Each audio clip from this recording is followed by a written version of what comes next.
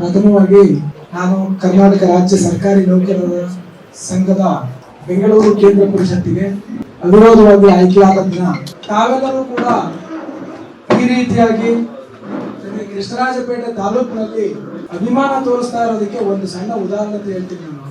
ಏಕೆಂದ್ರೆ ಈ ಕಾರ್ಯವನ್ನ ಬಿಡಿಸೋಂಥದ್ದು ಕಾರ್ಯ ಪ್ಲಸ್ ಕ್ರಮ ಎರಡೂ ಸೇರಿದ್ರೆ ಕಾರ್ಯಕ್ರಮ. ಆದ್ರೆ ನಾನಾದ್ರೂ ಭಾವಿಸ್ತೀನಿ ಈ ನಿಮ್ಮ ಅಭಿಮಾನ ನನಗೇನ್ ಅನ್ಕೊಂಡ್ ಬಂದೆ ಅಂದ್ರೆ, ನಾನು ಮೈಸೂರಿಂದ ಬರ್ಬೇಕಾದ್ರೆ ನಾಗಮಂಗಲ ಕಚೇರಿಗೆ ಹೋಗ್ಬೇಕಾಗಿತ್ತು. ಮಹೇಶ್ ಫೋನ್ ಮಾಡಿ ಬೇಗ ಬನ್ನಿ ಕಾಯ್ತಾ ಇದಾರೆ ಬರ್ತೀನಪ್ಪ ಬರ್ತೀನಿ ಅಂತ ಮಧ್ಯದಲ್ಲಿ ಬಂದು ಕೆಲವರು ಫೋನ್ ಮಾಡ್ಕೊಂಡು ಬರ್ತಾ ಇರೋ ಟೈಮಲ್ಲಿ ಅಲ್ಲೇ ಮಾತಾಡ್ಸಕ್ಕೆ ಅಂತ ಬಂದು ಒಂದು ಅರ್ಧ ಗಂಟೆ 1 ಗಂಟೆ ತಡ ಆಯ್ತು. ಆದ್ರೆ ಮಾಡೋ ಕೆಲಸನ ಕ್ರಮವಾಗಿ ಮಾಡಿದ್ರೆ ಕಾರ್ಯಕ್ರಮ ಆಗುತ್ತೆ. ಅದೇ ರೀತಿಯಲ್ಲಿ ಈಗ ನೀವೆಲ್ಲ ಏನು ಅಂದ್ರೆ ನಾನು ಏನ್ ಅನ್ಕೊಂಡಿದ್ದೆ ಅಂದ್ರೆ, ಬಂದವರು ಒಬ್ಬೊಬ್ರು ಒಂದೊಂದು ಹಾರ ಹಾಕಕ್ಕೋಸ್ಕರ ವೆಯ್ಟ್ ಮಾಡ್ತಾ ಇರ್ಬೇಕು, ಒಂದ್ ಸ್ವಲ್ಪ ಹಾರ ಹಾಕಿಸ್ಕೊಂಡು ಹೊರಟ್ಬಿಡೋಣ, ಬಂದು ವಿಶ್ ಮಾಡಿ ಹೋಗ್ತಾರೆ ಅಂತ ಅನ್ಕೊಂಡೆ. ಆದ್ರೆ ನಿಜವಾಗೂ ಇದ್ದ ಉದ್ದೇಶ ಅದೇ ಇದ್ರು ಕೂಡ ಅದನ್ನ ಎಲ್ಲ ಶಿಕ್ಷಕರು ನೀವೆಲ್ಲ ಸೇರಿ ನಿಮ್ಮ ಕಾರ್ಯಕ್ರಮವಾಗಿ ರೂಪುಗೊಂಡು, ನಮ್ಮ ಉದ್ದೇಶ ನಾವೇನೋ ಅನ್ಕೊಂಡು ಬಂದಿರ್ತೀವಿ, ಆದ್ರೆ ಆಗೋದು ಇನ್ನೊಂದ್ ಕಡೆಗೆ ಹೋಗ್ತಾ ಇರ್ತದೆ. ಹಾಗಾಗಿ ನಾನು ಮೊದಲು ಇಲ್ಲಿಗೆ ಬರ್ಬೇಕಾದ್ರೆ KR ಪೇಟೆಗೆ ಬಂದು ಒಂದು ಸಮಾಜ ಸೇವೆ ಅನ್ನೋಂಥದ್ದನ್ನ ನಾನು ಹಾಕ್ಲಿಲ್ಲ, ಅದನ್ನ ನಮ್ಮ ಎಲ್ಲ ಪತ್ರಕರ್ತರುಗಳೇ ಅದನ್ನ ಸಮಾಜ ಸೇವಕ, ಸಮಾಜದ ಕಾರ್ಯಕರ್ತ ಅಂತ ಶುರು ಮಾಡಿದ್ರಿ. ಆದ್ರೆ ನಾನು ನಿಜವಾಗ್ಲೂ ಸರ್ಕಾರಿಯ ಸೇವಕ, ಸರ್ಕಾರದ ಸೇವಕ. ಅದಾದ ನಂತರ KR ಪೇಟೆಗೆ ಮಾತ್ರ ಸಮಾಜ ಸೇವಕನಾಗಿದ್ದೇನೆ. ಈ ರಾಜ್ಯಕ್ಕೆ ನಾನೊಬ್ಬ ಸರ್ಕಾರಿ ನೌಕರ, ಸರ್ಕಾರದ ಸೇವಕ. ಆದ್ರೆ KR ಪೇಟೆಗೆ ಮಾತ್ರ ಸಮಾಜ ಸೇವಕನಾಗಿರ್ತಕ್ಕಂಥ ಕಾರ್ಯವನ್ನ ನೀವು ನಿರಂತರವಾಗಿ ಮುಂದುವರಿಸಬೇಕು ಅನ್ನೋಂಥ ಒಂದು ತೀಕ್ಷ್ಣವಾದ ಮಾತನ್ನ ಹರಿಚರಣ್ ತಿಲಕ್ ಅವರು ಇವಾಗ ನನಗೆ ಸೂಚನೆ ಮುಖಾಂತರ ಕೊಟ್ಟಿದ್ದಾರೆ. ಕಾರಣ ಆದ್ರೂ ಇಷ್ಟು ಹಲವಾರು ಜನ ಸಮಾಜ ಸೇವಕರು ಅನ್ನೋಂಥ ಬಂದಂತ ಲೇಪನಗಳನ್ನ ಹಚ್ಚಿ ಬಂದು ಪದವಿಯನ್ನೂ ಪಡೆದು ಅದಾದ ನಂತರ ಸೇವೆಯನ್ನು ನಿಲ್ಲಿಸಿದರೆ ನೀವು ಸೇವೆ ನಿಲ್ಲಿಸ್ಬಿಡಿ ಅಂತ ಹೇಳಿದ್ದಾರೆ. ನಾನಂತೂ ಸೇವೆ ನಿಲ್ಲಿಸದೆ ಹೋದ್ರು ಕೈಲಾದ ಸೇವೆ ಮಾತ್ರ ಮಾಡ್ತೀವಿ ಅಂತ ಹೇಳಿ ನಾವು ನಿರಂತರವಾಗಿ ಇದನ್ನೇ ಮಾಡ್ತೀವಿ ಅಥವಾ ಅದನ್ನೇ ಮಾಡ್ತೀವಿ ಅಂತ ಹೇಳಕ್ಕಾಗಲ್ಲ. ಕಾರಣ ಅಂದ್ರೆ ಏನಂತಂದ್ರೆ ಶಕ್ತಿ, ಸಾಮರ್ಥ್ಯ.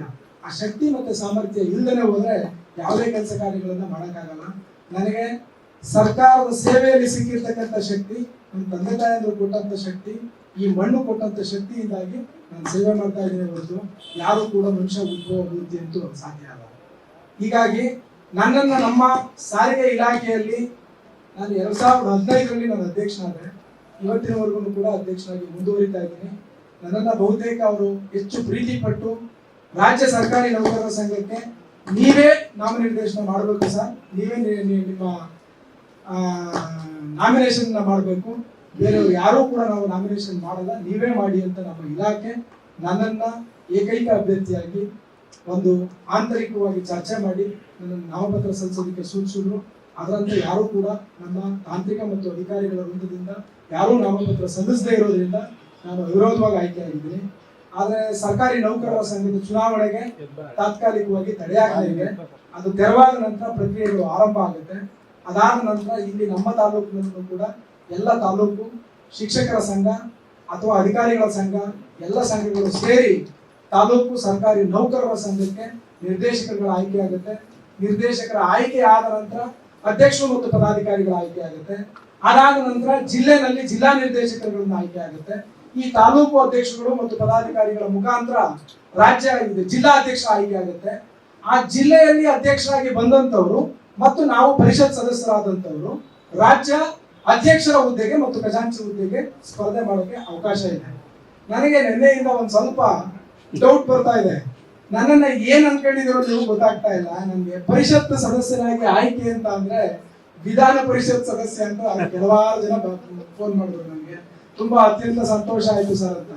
ಸಂತೋಷಕ್ಕೆ ಒಂದು ಮಿತಿ ಇರಲಿ. ಇದು ರಾಜ್ಯ ವಿಧಾನ ಪರಿಷತ್ತಿನ ಸದಸ್ಯ ಅಲ್ಲ, ನಾನು ರಾಜ್ಯ ಸರ್ಕಾರಿ ನೌಕರರ ಸಂಘದ ಪರಿಷತ್ತಿಗೆ ಆಯ್ಕೆಯಾಗಿದ್ದೇನೆ. ನಿಮ್ಮ ಆಸೆ, ಆಕಾಂಕ್ಷೆ, ಅಭಿಲಾಷೆಗಳಿಗಿಂತ ಹೆಚ್ಚಾಗಿ ನಮಗೆ ಆದಂತ ಒಂದು ಇತಿಮಿತಿಗಳನ್ನು ಕೂಡ ನಾವು ಕೆಲಸ ಮಾಡಬೇಕಾಗತ್ತೆ. ಹಾಗಾಗಿ ನಿಮ್ಮ ಈ ಅಪಾರವಾದ ಅಭಿನಂದನೆ ನನಗೆ ಭಾರ ಕೂಡ ಆಗ್ತಾ ಇದೆ. ಕಾರಣ ಯಾಕೆ ಅಂತಂದ್ರೆ ಒಬ್ಬ ಮನುಷ್ಯನಿಗೆ ಒಂದು ಹಾರ ಮತ್ತೆ ಒಂದು ಪೇಟ ಹಾಕಿದ ಕ್ಷಣಕ್ಕೆ ಅದು ಎಷ್ಟು ಜವಾಬ್ದಾರಿಯನ್ನು ಕಲಿಸುತ್ತೆ ಮತ್ತೆ ಎಷ್ಟು ತೂಕವನ್ನು ನೀವು ಹೊರ ಕೊಡ್ತೀರಾ ಅಂತ ಅಂದ್ರೆ, ಯಾಕೆ ಅಂದ್ರೆ ಹಲವಾರು ಜನ ಈಗ ಮಾತಾಡಿದ್ರು ನಮ್ಮ ಬಗ್ಗೆ ಕೆಲವೊಂದು ವಿಚಾರಗಳು, ಅದಕ್ಕೆ ನಾವು ಸತ್ಯಕ್ಕೆ ಹತ್ರವಾಗಿ ಇಲ್ಲದೆ ಇರ್ತಕ್ಕಂಥ ವ್ಯಕ್ತಿಗಳಾಗಿದ್ರು ಕೂಡ ನಿಮ್ಮ ನಂಬಿಕೆನ ಹುಸಿಗೊಳಿಸಬಾರ್ದಲ್ವಾ ನಾವು. ಅದಕ್ಕಾದ್ರೂ ಕೂಡ ನಾವು ಆ ರೀತಿಯಲ್ಲಿ ಪರಿವರ್ತನೆ ಆಗ್ಬೇಕಾದಂತ ಸಂದರ್ಭ ಕೂಡ ಒದಗಿ ಬರುತ್ತೆ. ಹಾಗಾಗಿ ನಿಮ್ಮೆಲ್ಲರ ಅಭಿಮಾನ, ಇಷ್ಟು ದೊಡ್ಡ ಮಟ್ಟದ ಅಭಿಮಾನವನ್ನ ಸಲ್ಲಿಸ್ತಾ ಇರ್ತಕ್ಕಂಥದ್ದಕ್ಕೆ ನನಗೂ ಕೂಡ ಎಲ್ಲ ಒಂದ್ ಕಡೆ ಸ್ವಲ್ಪ ಹೊರೆ ಜಾಸ್ತಿ ಆಗ್ತಾ ಇದೆ. ನಿಮ್ಮೆಲ್ಲರ ಹೊರೆ, ಅಭಿಮಾನ ಹೆಚ್ಚು ನನಗೆ ಒಂದು ಶಕ್ತಿ ಸಿಕ್ಕಿದ್ರೆ ಖಂಡಿತವಾಗೂ ಅದನ್ನೆಲ್ಲವನ್ನು ಉಳಿಸ್ಕೊಳ್ಳುವಂತ ರೀತಿಯಲ್ಲಿ ಕೆಲಸ ಮಾಡ್ತೀವಿ. ನನಗೆ ನಮ್ಮ ಸಾರಿಗೆ ಇಲಾಖೆ ಪ್ರಥಮವಾಗಿ, ಯಾಕೆ ಅಂತಂದ್ರೆ ಇಲ್ಲಿ ಸಾರಿಗೆ ಇಲಾಖೆ ಯಾರೊಬ್ರು ಕೂಡ ಇಲ್ಲಿ ಇಲ್ಲ. ನನಗೆ ಕೃಷ್ಣರಾಜಪೇಟೆ ತಾಲೂಕಿನ ನಮ್ಮ ಅಭಿಮಾನಿಗಳು ಅನ್ನೋದಕ್ಕಿಂತ ಎಲ್ಲ ಗುರು ಹಿರಿಯರುಗಳೆಲ್ಲ ಸೇರಿದ್ದೀರಾ. 21 ಜನ ಪ್ರಶಸ್ತಿ ಪುರಸ್ಕೃತ ಶಿಕ್ಷಕರು ಕೂಡ ಇದ್ದೀರಾ. ನಿಮ್ಮೆಲ್ಲರ ಸಮ್ಮುಖದಲ್ಲಿ ಒಂದು ಅಭಿಮಾನವನ್ನ ಕೊಟ್ಟಿರೋದಕ್ಕೆ ನಾನು ಅನಂತ ಧನ್ಯವಾದಗಳನ್ನ ತಿಳಿಸ್ತಾ ಮತ್ತು ನಿಮ್ಮ ಈ ಅಭಿಮಾನಕ್ಕೆ ನಾನು ಚಿರಋಣಿಯಾಗಿರ್ತೀನಿ ಅಂತ ಹೇಳ್ತಾ ನಿಮ್ಮ ಅಭಿಮಾನಕ್ಕೆ ಧನ್ಯವಾದಗಳು. ಸರ್ಕಾರಿ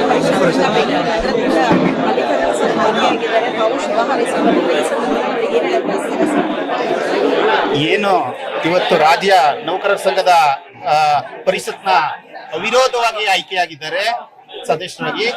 ಬಹಳ ನಮ್ಮ KR ಪೇಟೆ ತಾಲೂಕಿನ ಸುಪುತ್ರರು ಮಲ್ಲಿಕಾರ್ಜುನ್ ಸಾಹೇಬ್ರ ಸರ್ಗೆ, RTO ಮಲ್ಲಿಕಾರ್ಜುನ್ ಸಾಹೇಬ್ರಿಗೆ ಶುಭವನ್ನ ಕೋರ್ತಾ ಇದೀವಿ. ಇವತ್ತು ಏನ್ ಅಭಿಮಾನ ಬಳಗ ಇಡೀ ತಾಲೂಕಿನಾದ್ಯಂತ ಬಂದು ಸರ್ಕಾರಿ ನೌಕರರು ಕೂಡ ಬಂದು ಇವತ್ತು ಅಭಿಮಾನವನ್ನ ವ್ಯಕ್ತಪಡಿಸ್ತಾ ಇದ್ದಾರೆ. ಇದು ಏನು ಅವಿರೋಧ ಏನಂತೀವಿ, ಈ ಅವಿರೋಧ ಇವತ್ತಿನದೊಂದಿನಕ್ಕಲ್ಲ, ಇವ್ರಿಗೆ ಇಡೀ ಎಲ್ಲ ಮುಂದಿನ ಚುನಾವಣೆಗಳಲ್ಲೂ ಕೂಡ ಇವರು ಅವಿರೋಧವಾಗಿ ಆಯ್ಕೆ ಆಗುವಂತಹ ಅವಕಾಶವನ್ನ ದೇವರು ಕೊಡ್ಲಿ ಅಂತ ಹೇಳಿ ಈ ಮೂಲಕ ನಾನು ಕೇಳ್ಕೊಳ್ತೇನೆ. ನಾನು ಬೂಕುನಕೆರೆ, ನಾನು ಈ ರಾಜ್ಯದ ಸರ್ಕಾರಿ ನೌಕರರ ಸಂಘದ ಅಧ್ಯಕ್ಷರಾಗಿ ಆಯ್ಕೆಯಾಗಿದ್ದಾರೆ ಮಲ್ಲಿಕಾರ್ಜುನ ಸಾಹೇಬರು. ಅದರ ಜೊತೆಗೆ ಸರ್ಕಾರಿ ನೌಕರರ ಸಂಘದ ಪರಿಷತ್ ಸದಸ್ಯರಾಗಿ ಆಯ್ಕೆಯಾದಂಥ ಈ ಒಂದು ಶುಭ ಸಂದರ್ಭದಲ್ಲಿ ಈ ತಾಲೂಕಿನ ಜನತೆ ಅಭೂತಪೂರ್ವವಾಗಿ ಅವರಿಗೆ ಅಭಿಮಾನದಿಂದ ಸ್ವಾಗತ ಮಾಡೋಕ್ಕೆ ಬಂದಿದ್ದೀವಿ. ಅದ್ರ ಜೊತೆಗೆ ನಾನು ಬಂದಿದ್ದೀನಿ. ಮುಂದಿನ ದಿನಗಳಲ್ಲಿ ಯಾವುದೇ ಒಂದು ಸರ್ಕಾರದ ಏನು ಸಂಘ ಸಂಸ್ಥೆ ಆಗ್ಬೋದು, ಈ ತಾಲೂಕಿನ ಎಲ್ಲ ವರ್ಗದ ಜನರನ್ನ ಪ್ರೀತಿಯಿಂದ 3 ವರ್ಷದಿಂದ ಕಾಪಾಡ್ಕೊಂಡು ನೋಡ್ಕೊಂಡು ಬರ್ತಾ ಇದ್ದಾರೆ. ಎಲ್ಲ ವರ್ಗದ ಜನ ಜೊತೆ ಬಹಳ ಪ್ರೀತಿಯಿಂದ ಎಲ್ಲ ಒಂದು ಕಾರ್ಯಕ್ರಮದಲ್ಲೂ ಭಾಗವಹಿಸ್ತಾ ಇದ್ದಾರೆ. ಬಟ್ ನಮ್ಮ ತಾಲೂಕಿನಲ್ಲಿ ಯಾವುದೇ ಆದ ಒಂದು ಅಭಿಮಾನದ ಪಡೆಯನ್ನ ಕಟ್ಕೊಂಡು ಇವತ್ತು ಪ್ರಾಮಾಣಿಕವಾಗಿ ಯಾವುದೇ ಒಂದು ಪಕ್ಷಾತೀತವಾಗಿ ಜಾತ್ಯತೀತವಾಗಿ ಪ್ರಾಮಾಣಿಕವಾಗಿ ಸೇವೆ ಮಾಡ್ಕೊಂಡು ಬರ್ತಾ ಇದ್ದಾರೆ. ಅದರಿಂದ ಅವ್ರಿಗೆ ನಾವು ಈ ತಾಲೂಕಿನ ಜನತೆ ಪರವಾಗಿ ಹಾಗೂ ನಾನು ವೈಯಕ್ತಿಕವಾಗಿ ಅಭಿನಂದನೆ ಸಲ್ಲಿಸಕ್ಕೆ ಇಲ್ಲಿ ಬಂದಿದ್ದೇನೆ. ಅವರಿಗೆ ಯಾವ ಮುಂದಿನ ದಿನಗಳಲ್ಲಿ ಭಗವಂತ ಆಯುರಾರೋಗ್ಯ ಐಶ್ವರ್ಯ ಶಾಂತಿ ನೆಮ್ಮದಿ ಕೊಟ್ಟು ಕಾಪಾಡಲಿ ಅಂತ ಈ ಮೂಲಕ ಅಭಿನಂದಿಸಿಕೊಂಡು, ಈ ತಾಲೂಕಿನಲ್ಲಿ ನಾನು ವೈಯಕ್ತಿಕವಾಗಿ ನಾನು ಹೇಳ್ಬೇಕು ಅಂದ್ರೆ, ಈಗಾಗಲೇ ನಾನು ಸಭೆಯಲ್ಲಿ 1-2 ಮಾತಾಡ್ಬೇಕಾದ್ರೆ ಆ ಮಾತನ್ನ ಹೇಳಿದೆ. ಅವ್ರಿಗೆ ನಾನಲ್ಲ, ಈ ತಾಲೂಕಿನ ಜನ ಇವತ್ತು ಆಶೀರ್ವಾದ ಮಾಡ್ಬೇಕು ಅಂತ ವಾಲಂಟಿಯರ್ ಆಗಿ ನಿಂತಿದ್ದಾರೆ, ಪಕ್ಷಾತೀತವಾಗಿ ನಿಂತಿದ್ದಾರೆ. ಅವ್ರು ಯಾವುದೇ ಒಂದು ಪಕ್ಷದಲ್ಲಿ ನಿಂತ್ಕೊಂಡು ಸುಧಾ ಅವರು ಇವತ್ತು 2028 ಅವ್ರು ಚುನಾವಣೆಯಲ್ಲಿ ಗೆದ್ದೇ ಬರ್ತಾರೆ. ಆಗ ಈ ತಾಲೂಕಿನ ಜನ ಆಶೀರ್ವಾದ ಮಾಡೇ ಮಾಡ್ತಾರೆ ಅಂತ ನಾನು. ಸರ್, ಈಗೇನು ಅಭಿಮಾನಿಗಳ ಪಡೆನೇ ಬಂದಿದೆ, ತಮಗೆ ಶುಭ ಹಾರೈಸೋದಕ್ಕೆ ಏನ್ ಹೇಳಕ್ ಬಯಸ್ತೀರಾ ಸರ್ ಅವರಿಗೆಲ್ಲ ಈ ಸಂದರ್ಭದಲ್ಲಿ? ಹಾಗೂ ಏನು ಅಲ್ಲಿ ಸರ್ಕಾರಿ ನೌಕರರ ಸಂಘದಿಂದ ಬೆಂಗಳೂರು ನಗರದಿಂದ ಅವಿರೋಧವಾಗಿ ಪರಿಷತ್ ಸದಸ್ಯರಾಗಿ ಆಯ್ಕೆಯಾಗಿದ್ದೀರಾ, ಅಲ್ಲಿಗೂ ಏನ್ ಹೇಳಕ್ ಬಯಸ್ತೀರಾ ಸರ್ಕಾರಿ ನೌಕರರ ಸಂಘ ಹಾಗೂ ಕ್ಷೇತ್ರದ ಜನತೆಗೆ ವಿಶೇಷವಾಗಿ ಏನ್ ಹೇಳಕ್ ಬಯಸ್ತೀರಾ ಸರ್ ಈ ಸಂದರ್ಭದಲ್ಲಿ? ಇಲ್ಲ, ಪ್ರಥಮವಾಗಿ ನಾನು ರಾಜ್ಯ ಸರ್ಕಾರಿ ನೌಕರರ ಸಂಘಕ್ಕೆ ಸಾರಿಗೆ ಇಲಾಖೆಯ ತಾಂತ್ರಿಕ ಮತ್ತು ಅಧಿಕಾರಿಗಳ ವರ್ಗದಿಂದ ಅವಿರೋಧವಾಗಿ ಆಯ್ಕೆ ಮಾಡಿರ್ತಕ್ಕಂಥದ್ದಕ್ಕೆ ಮೊದಲನೇದಾಗಿ ನಾನು ಬೆಂಗಳೂರು ನಗರದ ಸಾರಿಗೆ ಇಲಾಖೆಯ ಸಿಬ್ಬಂದಿ ಮತ್ತು ಅಧಿಕಾರಿಗಳಿಗೆ ಹೃದಯಪೂರ್ವಕವಾದಂಥ ಧನ್ಯವಾದಗಳನ್ನ ತಿಳಿಸ್ತೀನಿ. ಅದ್ರ ಜೊತೆಗೆ ಆಯ್ಕೆಗೊಂಡಿರ್ತಕ್ಕಂಥ ಆ ಸಡಗರ ಸಂಭ್ರಮವನ್ನು ಆಚರಣೆ ಮಾಡಿ ನನ್ನನ್ನು ಇಷ್ಟೊಂದು ಅಪಾರವಾದ ರೀತಿಯಲ್ಲಿ ಅಭಿಮಾನ ತೋರಿಸ್ತಾ ಇರ್ತಕ್ಕಂಥ ಕ್ಷೇತ್ರದ ಜನತೆಗೆ, ಕೃಷ್ಣರಾಜಪೇಟೆ ತಾಲೂಕಿನ ಜನತೆಗೆ ಅನಂತ ಧನ್ಯವಾದಗಳು. ಜವಾಬ್ದಾರಿ ಇನ್ನೂ ಹೆಚ್ಚಿನ ರೀತಿ ಇದಾಯ್ತು ಸರ್, ಹಾಗಾಗಿ ಯಾವೆಲ್ಲ ಜವಾಬ್ದಾರಿಗಳನ್ನ ಏನೆಲ್ಲ ಕುಂದುಕೊರತೆಗಳನ್ನ ನಿಭಾಯಿಸುವಂತ ಒಂದು ಚಿಂತನೆ ನನಗೆ ಸರ್. ದಿನನಿತ್ಯ ಮಾಡೋ ಕೆಲಸ ಮಾಡ್ತಾ ಇದ್ವಿ ಹೊರತು ಇದು ಜವಾಬ್ದಾರಿ ಹೆಚ್ಚು ಅಂತ ಏನು ಅನ್ಕೊಳ್ಳೋಂಥದ್ದಲ್ಲ. ಸರ್ಕಾರಿ ನೌಕರರ ಸಂಘ ಒಂದು ಸಂಘ, ಅದು ಆ ಸಂಘದಲ್ಲಿ ಕೂಡ ಒಂದು ಕೆಲಸ ಮಾಡ್ತಕ್ಕಂಥ ಒಂದು ಅವಕಾಶವನ್ನು ನಮ್ಮ ಸಾರಿಗೆ ಇಲಾಖೆಯವರು ಪ್ರಥಮವಾಗಿ ಪರಿಷತ್ ಸದಸ್ಯರಾಗಿ ಅವಿರೋಧವಾಗಿ ಆಯ್ಕೆ ಮಾಡಿದ್ದಾರೆ. ಮುಂದಿನ ದಿನಮಾನಗಳಲ್ಲಿ ಸಂಘದಲ್ಲಿ ಏನ್ ಜವಾಬ್ದಾರಿ ಸಿಗುತ್ತೋ ಆ ಜವಾಬ್ದಾರಿ ಸಿಗುವಂತ ಕೆಲಸಗಳನ್ನ ಮತ್ತೆ ಸಂಘದಲ್ಲಿ ಸಕ್ರಿಯವಾದಂತಹ ಪರಿಷತ್ ಸದಸ್ಯರಾಗಿ ಕೆಲಸ ಮಾಡ್ತಾರೆ. ರಾಜ್ಯಾಧ್ಯಕ್ಷರಾಗಿ ಸೇವೆ ಸಲ್ಲಿಸ್ತಾ ಇದ್ದೀರಾ ಸರ್, ಅದರಲ್ಲಿ ಇದು ಒಂದು ಜವಾಬ್ದಾರಿ ಸರ್, ಇದು ಒಂದು ಅಂಗ ಅಷ್ಟೇ. ಅದ್ರದ್ದೇನು ಆ ಥರದಲ್ಲಿ ಏನು ಹೆಚ್ಚಿನ ಜವಾಬ್ದಾರಿ ಅಂತ ಏನಂತದಿಲ್ಲ. ಕೆಲಸ ಮಾಡ್ತಕ್ಕಂಥ ಕೆಲಸದ ಸಂದರ್ಭದಲ್ಲಿ ಯಾವ ಜಾಗದಲ್ಲಿ ಇರ್ತೀವೋ ಆ ಜಾಗದ ಕೆಲಸ ಮಾಡೋದಷ್ಟೇ ನಮ್ಮ ಕರ್ತವ್ಯದ ನಿಷ್ಠೆ ಹೊರತು ಉಳಿಕೆದೇನು ಅದು ಹೆಚ್ಚಿನದ್ದು ಇದು ಕಡಿಮೆದು ಅಂತ ಅನ್ನೋಂಥದ್ದು ಯಾವುದೂ ಇಲ್ಲ. ದಿನನಿತ್ಯದ ಕೆಲಸ ಕಾರ್ಯಗಳನ್ನ ಮಾಡ್ತಾ ಇದ್ದೀವಿ. ಆ ಕೆಲಸದ ಜೊತೆಯಲ್ಲಿ ನೌಕರರ ಹಿತರಕ್ಷಣೆಗೋಸ್ಕರ ಈಗ ಕೆಲಸ ಮಾಡುವಂಥ ಜವಾಬ್ದಾರಿ ನನ್ನ ಮೇಲಿದೆ. ಆ ಜವಾಬ್ದಾರಿಯನ್ನು ಸಮರ್ಥವಾಗಿ ನಿಭಾಯಿಸ್ತಾರೆ. ಮೈಸೂರು ಭಾಗದಂತ ತಗೊಂಡಾಗ ದೇಶದಲ್ಲೇ ಒಂದು ಪ್ರಾಮುಖ್ಯತೆ ಇರುವಂತದ್ದು ದಸರಾ ಹಬ್ಬ, ಪ್ರಖ್ಯಾತವಾದದ್ದು. ಅದ್ರ ಬಗ್ಗೆ ಜನರಿಗೆ ಏನೊಂದು ಅರಿವು ಮೂಡಿಸ್ತೀರಾ ಹಾಗೂ ದೇಶದ ಜನತೆಗೆ ಮತ್ತು ವಿಶೇಷವಾಗಿ ಕೇರ್ಪೇಟೆ ಜನತೆಗೆ ಏನ್ ಹೇಳಕ್ ಬಯಸ್ತೀರಾ ಸರ್? ಶರನ್ ನವರಾತ್ರಿ ಆರಂಭ ಆಗಿದೆ. ನಿನ್ನೆ ದಿನ ನವರಾತ್ರಿ ವಿದ್ಯುಕ್ತವಾಗಿ ದಸರಾನ ಮೈಸೂರಿನಲ್ಲಿ ಆರಂಭ ಮಾಡಿದ್ದಾರೆ. ವಿಶ್ವವಿಖ್ಯಾತ ದಸರಾ ಎಲ್ಲರಿಗೂ ನಾಡದೇವತೆ ಚಾಮುಂಡೇಶ್ವರಿಯ ಅನುಗ್ರಹದಿಂದ ನಾಡು ಸುಭಿಕ್ಷವಾಗಿರಲಿ, ಒಳ್ಳೆ ಮಳೆ ಬೆಳೆ ಬಂದು ಎಲ್ಲ ಜನರು ಸಾಂಕ್ರಾಮಿಕ ರೋಗಗಳಿಗೆ ತುತ್ತಾಗದಂತೆ ಎಲ್ಲರೂ ಜನರು ಸುಭಿಕ್ಷವಾಗಿರಲಿ ಅಂತ ನಾಡದೇವತೆ ಚಾಮುಂಡೇಶ್ವರಿಯಲ್ಲಿ ಎಲ್ಲರೂ ಕೂಡ ಪ್ರಾರ್ಥನೆ ಮಾಡ್ತಾ ಇದ್ದೀವಿ. ನನಗೂ ಕೂಡ ಪ್ರಾರ್ಥನೆ. ಮೇಡಮ್ ನಮಸ್ತೆ, ನಾವು ಮೀನಾಕ್ಷಿ ರಮೇಶ್ ಅಂತೇಳಿ ಮಹಿಳಾ ಕಾಂಗ್ರೆಸ್ ಕೇರ್ಪೇಟೆ ತಾಲೂಕು ಮಹಿಳಾ ಕಾಂಗ್ರೆಸ್ ಇಲ್ಲಿ ಮಲ್ಲಿಕಾರ್ಜುನ ಸರ್ಗೆ ಈ ಜಾಗ ಸಿಕ್ಕಿರೋದು ತುಂಬಾ ಸಂತೋಷದ ವಿಚಾರ. ಯಾಕೆಂದ್ರೆ ತಾಲೂಕಿನ ಎಲ್ಲಿ ಸುಪುತ್ರರವರು, ಹಾಗಾಗಿ ಅಂತ ಸಮಾಜ ಸೇವೆ ಮಾಡೋದು ಅವ್ರಿಗೆ ಇನ್ನು ಹೆಚ್ಚು ಹೆಚ್ಚು ಅವಕಾಶಗಳು ಸಿಗ್ಬೇಕು ಅನ್ನೋದು ನಮ್ಮ ಆಶಯ ಆಗಿದೆ. ನಾವು ಅವರ ಸಿಸ್ಟರ್ ಕೂಡ ಹೌದು, ಮತ್ತೆ ಅವರ ಅಭಿಮಾನ ಕೂಡ ಹೌದು. ಅವ್ರಿಗೆ ಇನ್ನೂ ಹೆಚ್ಚಿನ ಅವಕಾಶಗಳು ಸಿಗ್ಬೇಕು ಅನ್ನೋದು ನಮ್ಮ ಆಕಾಂಕ್ಷೆ ಮೇಡಮ್. Thank you. ಅವ್ರಿಗೆ ರಾಜ್ಯ ಮಟ್ಟದಲ್ಲಿ ಇನ್ನೂ ಹೆಚ್ಚಿನ ಸ್ಥಾನಮಾನಗಳು ಸಿಗ್ಲಿ, ಇನ್ನೂ ಜನಗಳ ಸೇವೆ ಮಾಡಕ್ ಅವಕಾಶಗಳು ಸಿಗ್ಲಿ ಅಂತ ಹೇಳಿ ನಾನು ಈ ಸಂದರ್ಭದಲ್ಲಿ ಅವ್ರಿಗೆ ಶುಭಾಶಯ. ಲಕ್ಷಿ ಜಗದೀಶ್ ಅಂತ, ನಾನು KPCC ಸೆಕ್ರೆಟರಿ. ಮಲ್ಲಿಕಾರ್ಜುನ್ ಸರ್ ಬಗ್ಗೆ ಹೇಳಬೇಕು ಅಂದರೆ ತುಂಬ ಸಂತೋಷ ಆಗುತ್ತೆ. ಯಾಕೆಂದರೆ ಅವರು ಸಮಾಜ ಸೇವೆ ಜೊತೆಗೆ ರಾಜ್ಯ ಸರ್ಕಾರಿ ನೌಕರರಿಗೂ ಸಹ ತುಂಬ ಒಳ್ಳೆ ಕೆಲಸಗಳನ್ನ ಮಾಡ್ತಾ ಇದ್ದಾರೆ. ಯಾರೇ ಒಬ್ಬ ನೊಂದಂಥ ವ್ಯಕ್ತಿಗಳು ಬಂದರೂ ಸಹ ಅವರಿಗೆ ಒಂದು ಸಾಂತ್ವನ ನೀಡುವ ಮಾತುಕತೆಗಳಾಗಬಹುದು, ಅವ್ರ ಜೊತೆ ಸ್ಪಂದಿಸುವ ರೀತಿ ನೀತಿಗಳಾಗಬಹುದು, ಯಾವುದೇ ದರ್ಪ ಇಲ್ಲದೇ ಎಲ್ಲ ಜನಗಳಿಗೆ ಸರಿಸಮಾನವಾಗಿ ಒಂದು ಮನೋಭಾವನೆಯಿಂದ ನೋಡ್ತಾರೆ. ಅದೊಂದು ತುಂಬ ಖುಷಿಯಾದಂಥ ವಿಷಯ. ನಮ್ಮ ತಾಲೂಕಿನಲ್ಲಿ ಒಬ್ಬ ಇಂಥ ವ್ಯಕ್ತಿ ಇದಾರಲ್ಲ ಅನ್ನೋದು ಒಂದು ಸಂತೋಷಕರ ಒಂದು ವಿಷಯ ಆಗಿರೋದ್ರಿಂದ ಅವ್ರಿಗೆ ಇನ್ನು ರಾಜ್ಯ ಮಟ್ಟದಲ್ಲಿ ಉನ್ನತ ಸ್ಥಾನ ಸಿಗಲಿ ಅಂತ ನಾವು ಈ ಸಂದರ್ಭದಲ್ಲಿ ಶುಭ ಹಾರೈಸ್ತೀವಿ. KR ತಾಲೂಕಿನ ಸುಪುತ್ರರಾದಂಥ ಮಲ್ಲಿಕಾರ್ಜುನ್ ಅಣ್ಣನವರು ಕರ್ನಾಟಕ ರಾಜ್ಯ ನೌಕರ ಸಂಘದ ರಾಜ್ಯ ಪರಿಷತ್ಗೆ ಅವಿರೋಧವಾಗಿ ಆಯ್ಕೆಯಾಗಿರೋದು ನಮ್ಮೆಲ್ಲರ ಸಂತಸದ ಒಂದು ವಿಚಾರವಾಗಿದ್ದು, ನಮಗೆ ಇವತ್ತೊಂದಿನ ಹಬ್ಬದ ವಾತಾವರಣವಾಗಿದೆ. ನಮ್ಮೆಲ್ಲರಿಗೂ ಈ ಸಂತೋಷಕ್ಕೆ ಪಾರನೇ ಇಲ್ಲ. ನಾವು ಈ ಒಂದು ದಿನ ನಮ್ಮ ಅಣ್ಣನವರಿಗೆ ತುಂಬು ಹೃದಯದಿಂದ ಅಭಿನಂದನಾ ಸಮಾರಂಭವನ್ನು ಅರ್ಪಿಸ್ತಾ ಇದ್ದೀವಿ. ಕರ್ನಾಟಕ ರಾಜ್ಯ ಸರ್ಕಾರಿ ನೌಕರರ ಸಂಘದ ರಾಜ್ಯ ಪರಿಷತ್ ಸದಸ್ಯರಾಗಿ ಬೆಂಗಳೂರು ನಗರ ಜಿಲ್ಲೆಯಿಂದ ನಮ್ಮ ಕೃಷ್ಣರಾಜಪೇಟೆ ತಾಲೂಕಿನ ಸುಪುತ್ರರು, ಕರ್ನಾಟಕ ರಾಜ್ಯ RTO ಅಧಿಕಾರಿಗಳ ಸಂಘದ ಅಧ್ಯಕ್ಷರಾಗಿರುವಂಥ ಸಮಾಜ ಸೇವಕರು, ಕೊಡುಗೈ ದಾನಿಗಳು, ನಮ್ಮ KR ತಾಲೂಕಿನ ಭವಿಷ್ಯದ ನಾಯಕರಾದ ಮಲ್ಲಿಕಾರ್ಜುನ್ ಅವರು ರಾಜ್ಯ ಪರಿಷತ್ಗೆ ಸದಸ್ಯರಾಗಿ ಅವಿರೋಧವಾಗಿ ಆಯ್ಕೆಯಾಗಿರ್ತಕ್ಕಂಥದ್ದು ಅವರ ಹುಟ್ಟೂರಿನ ನಮ್ಮ KR ತಾಲೂಕಿನ ಎಲ್ಲ ಅವರ ಅಭಿಮಾನಿಗಳಿಗೆ ಸಂತೋಷ ಆಗಿದೆ. ಈ ಸಂತೋಷವನ್ನು ನಾವು ಈ ರೀತಿ ಸಂಭ್ರಮದ ಮೂಲಕ ಆಚರಣೆ ಮಾಡ್ಕೋತಾ ಇದ್ದೀವಿ. ಭವಿಷ್ಯದಲ್ಲಿ ಇನ್ನೂ ಕೂಡ ಉಜ್ವಲವಾದ ಸ್ಥಾನಮಾನಗಳು, ಉನ್ನತ ಪದವಿಗಳು ಪಡೆಯೋದಕ್ಕೆ ಅರ್ಹ ವ್ಯಕ್ತಿ ಅಂತ ಹೇಳಿದ್ರೆ ನಮ್ಮ ಆಲಂಬಾಡಿ ಕಾವಲು ಮಲ್ಲಿಕಾರ್ಜುನ್ ಅವರು. ಯಾಕೆಂದ್ರೆ ಅವರು ಯಾವುದೇ ಪಕ್ಷ ನೋಡೋದಿಲ್ಲ, ಧರ್ಮ ನೋಡೋದಿಲ್ಲ, ಜಾತಿ ನೋಡೋದಿಲ್ಲ. ಯಾರು ಕಷ್ಟದಲ್ಲಿದ್ದಾರೆ, ಯಾರು ತೊಂದರೆಲಿದ್ದಾರೆ ಅಂಥವ್ರಿಗೆ ಪ್ರಾಮಾಣಿಕವಾಗಿ ಸಹಾಯವನ್ನು ಮಾಡುವಂಥ ಹೃದಯವಂತಿಕೆಯನ್ನು ಬೆಳೆಸ್ಕೊಂಡಿದ್ದಾರೆ. ಅವರು ನಮ್ಮ ತಾಲೂಕಿನ ಅಪರೂಪದ ಮಾಣಿಕ್ಯ. ಅವರಿಗೆ ಶುಭವಾಗಲಿ ಅಂತ ನಾನು ನಮ್ಮ ತಾಲೂಕಿನ ಸಮಸ್ತ ಜನರ ಪರವಾಗಿ ಹಾಗೂ ಅವರ ಅಭಿಮಾನಿಗಳ ಪರವಾಗಿ ವಿನಂತಿ ಮಾಡ್ತೀನಿ. ನಮಸ್ಕಾರ. ಸ್ನೇಹಿತರೆ, ನಮ್ಮ ಮಂಡ್ಯ ಜಿಲ್ಲೆಯ ಕೃಷ್ಣರಾಜಪೇಟೆ ತಾಲೂಕಿನ ಆಲಂಬಾಡಿ ಕಾವಲು ಗ್ರಾಮದ ಸುಪುತ್ರ, ಕರ್ನಾಟಕ ರಾಜ್ಯ RTO ಅಧಿಕಾರಿಗಳ ಸಂಘದ ರಾಜ್ಯಾಧ್ಯಕ್ಷರು, ಪ್ರಸ್ತುತ 2024-29ನೇ ಸಾಲಿನ ಕರ್ನಾಟಕ ರಾಜ್ಯ ಸರ್ಕಾರಿ ನೌಕರರ ಸಂಘದ ರಾಜ್ಯ ಪರಿಷತ್ ಸದಸ್ಯರಾಗಿ ಅವರ ಇಲಾಖೆಯಿಂದ ಬೆಂಗಳೂರಿನಿಂದ ಅವಿರೋಧವಾಗಿ ಆಯ್ಕೆಯಾಗಿರೋದು ಇಡೀ ಕೃಷ್ಣರಾಜಪೇಟೆಗೆ ತಾಲೂಕಿಗೆ ಸ್ವಂತ ಗೌರವ ಅಂತ ನಾನಾದರೂ ಕೂಡ ಭಾವಿಸ್ತೀನಿ.